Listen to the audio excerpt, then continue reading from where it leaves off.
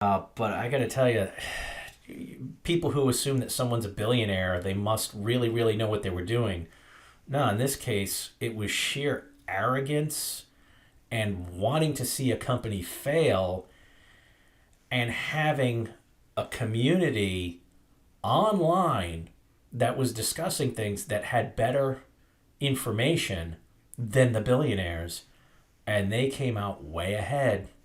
Hi, this is Jeff Marsachi, the Plain English Attorney, and I'm an author, certified Medicaid planner, and an attorney with more than 25 years of experience running my own firm.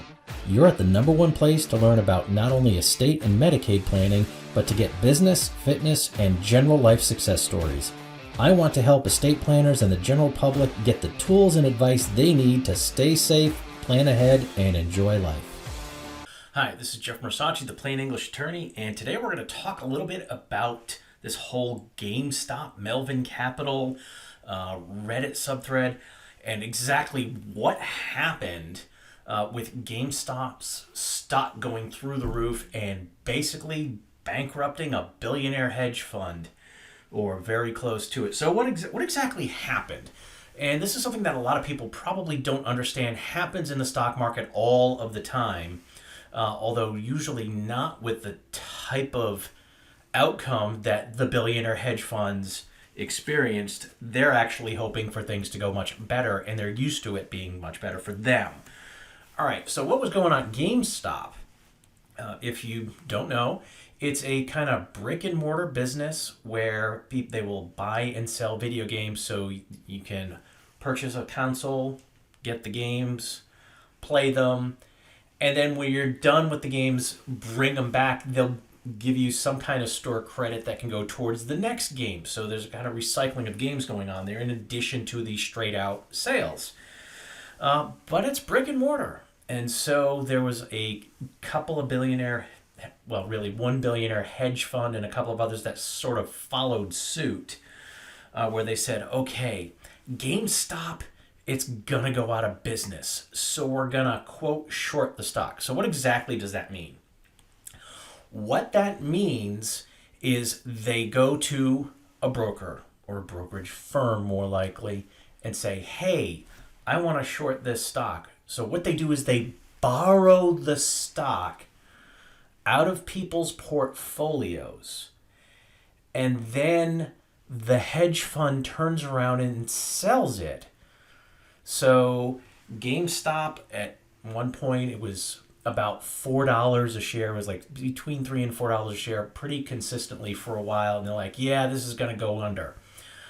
So they buy it at $4. They're expecting it to go down. And then when they return the stock, it's for a lesser value. So they sold the stock at $4, and then they were going to buy it back at maybe $1 or 50 cents or whatever. So they make the money based on the lowered cost. Now, this has a couple of really bad potential consequences. When you buy a stock, let's just say you put $10,000 into a stock, if it goes up, you make money. If it goes down, you lose money. The most you can lose is the $10,000 that you put into the stock. When you're shorting a stock, you've got to put that stock back regardless of how high it might have gone. So they really do need for this stock to go down. So they shorted a lot of the stock. Thing is, this was a really bad decision on the hedge fund's part, shorting GameStop, even though you're saying, well, wait a minute, brick and mortar, video games, pandemic, sales down. Oh my gosh, how can this be turning around? Because several things were happening all at once that they totally failed to account for. One, the guy by the name of Ryan Cohen, who is the CEO of Chewy, which is a big online pet food business. He's a billionaire in large part because of this specific business. So he's experienced in e-commerce. He bought up about 9 million of the 69.75 million shares that are available out there, giving him about a 13% interest in the company. And he brought on board, I think it was his CFO and COO, So they ended up on the board to work with this transition to go more digital and kind of away from brick and mortar, or at least supplemented by brick and mortar. I want you to think about this. Where would Blockbuster have been if they were able to get in front of the digital piece and get there before Netflix? That's what we're talking about GameStop trying to get to. And this is someone who's got that experience with e-commerce. So he came on board and stock prices were going up because they're like, hey, we've got this person who understands this and he's going to bring his resources to bear to make the company successful. He was actively becoming involved in the company. Great.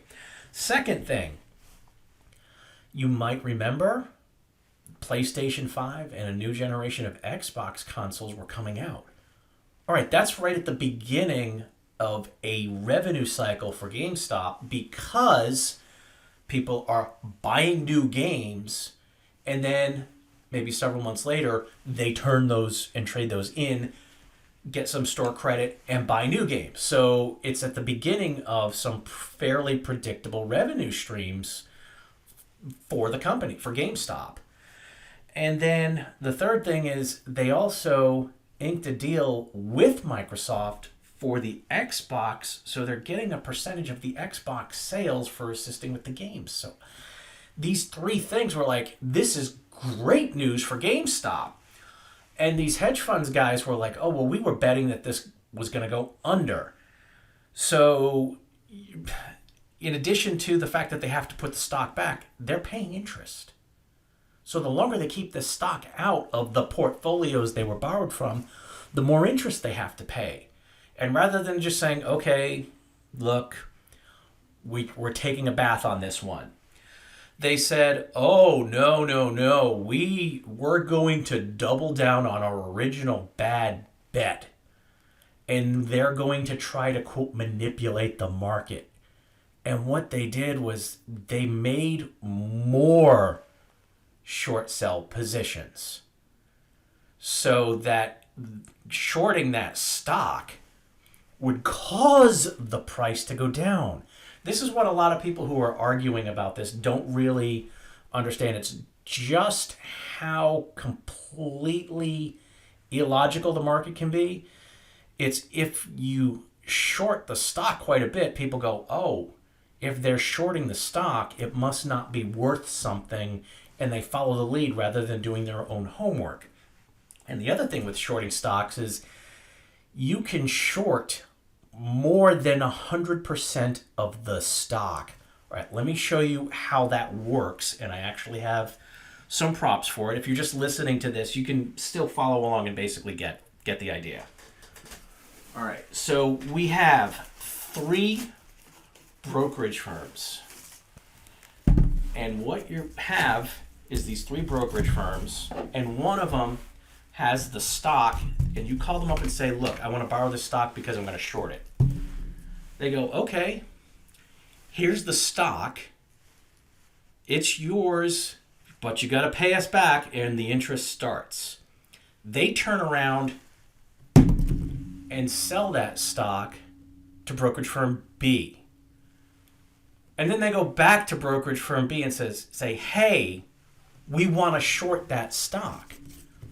Okay, get it back to us. You're paying interest. And then they take it and then they sell it to brokerage firm C. And then they go back to brokerage firm C and say, hey, we want to short the stock.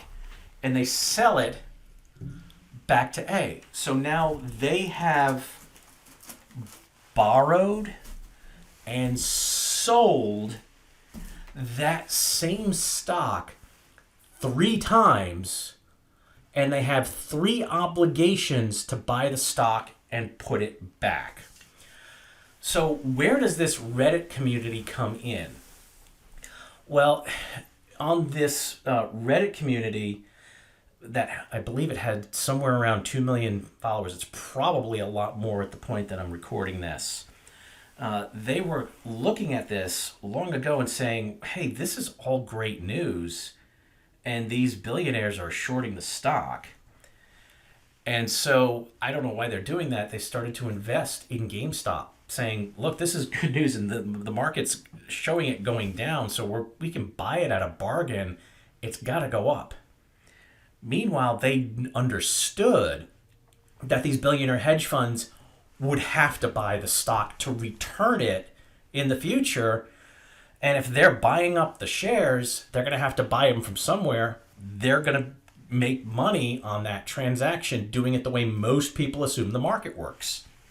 That you buy something low and you sell it high. Well, what did the billionaire hedge funds do is they doubled down on their, well, we don't like this. We want to be right. We're going to throw our money and throw our weight around. We're not going to let this happen. So they did more short sales. Let me talk a little bit about the amount of stock that GameStop has out there. It's 69.75 million shares issued, period. That's it. There's only a finite number of stocks. It's not like they're going to make more stock. However, we already mentioned that Ryan Cohen got 9 million.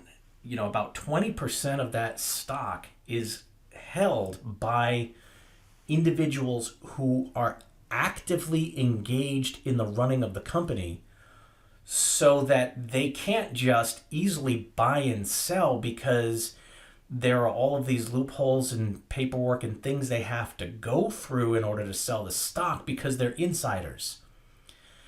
And insider trading is something that the SEC really looks down on. If it's, you have an interest in that company and you get this inside information while you're working for the company and you decide to take a position that's going to be contrary to the market. Oh, no. So there were rules about that. So right away, 20% of the stock is not going to be sold very quickly. Then there's another 20% or so of that stock that's owned by a handful of very large institutions that buy it and keep it. They keep it in their portfolio. They're not selling it and buying it all the time. It's kind of like, this is long-term investment. We're expecting dividends and things like that. So that's 40% that's right off the table. So really, there's only somewhere around maybe 20, 30, 40 million shares that are out there, probably closer to between 20 and 30 million that are available, that people will just buy and sell and trade all the time. And this billionaire hedge fund, they shorted 71 million stocks. So in other words, between 2 to 3 times the number of shares that are really, really available out there got shorted. So for every share, they shorted it 2 to 3 times. So they owe that stock back to these institutions and these brokers who borrowed it out of portfolios, and they're paying interest on it. So they need to get that back no matter what. Even though they're losing money, they need to get that back, because the longer they wait, the more interest that is going. And right now, the likelihood of GameStop shares going even below that $4 a share, oh God, that just seems ridiculous at this point. So they're now in that position of being desperate for stocks. And it's because the Reddit community bought all these shares up. So, I mean, people are like, oh yeah, they stuck it to those billionaire hedge fund guys. Great.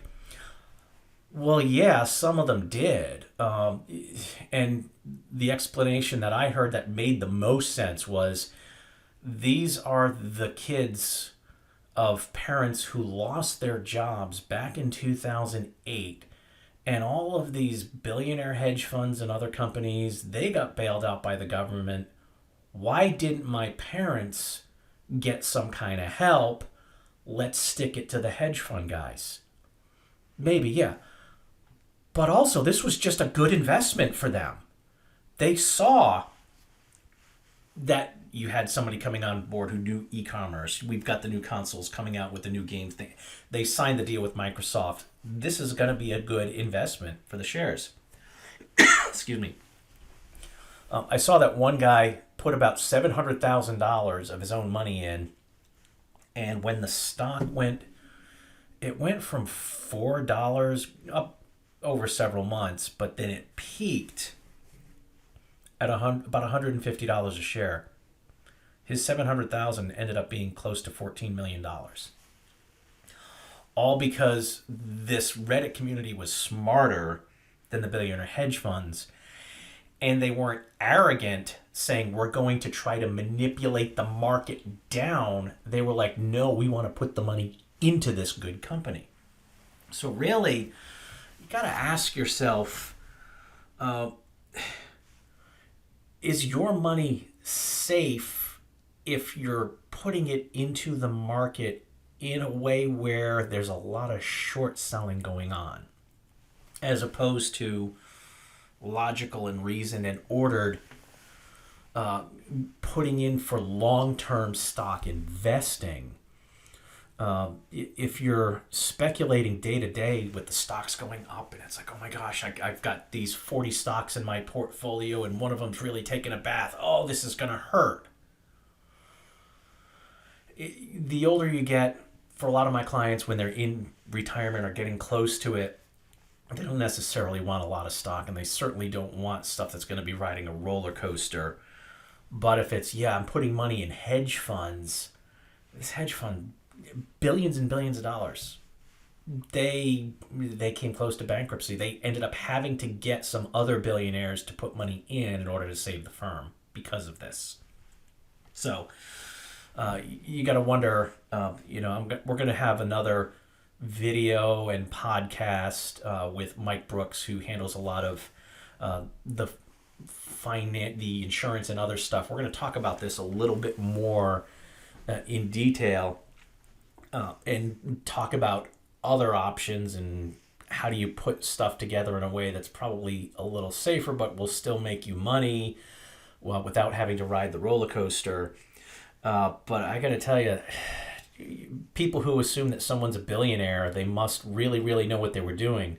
No, in this case, it was sheer arrogance and wanting to see a company fail, and having a community online that was discussing things that had better information than the billionaires, and they came out way ahead.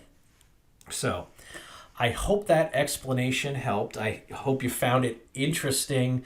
This was a whole bunch of little guys getting together and coming out way ahead with their investing. And at the same time, you kind of saw the billionaire bullies who were used to pushing people around. They got some karma coming to them. So I hope that helps. As always, stay safe, plan ahead, and enjoy life. And we'll see you in the next video.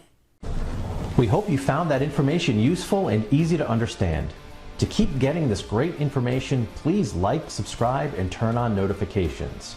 To get even more information more quickly, follow the links below to some of our free, no obligation programs.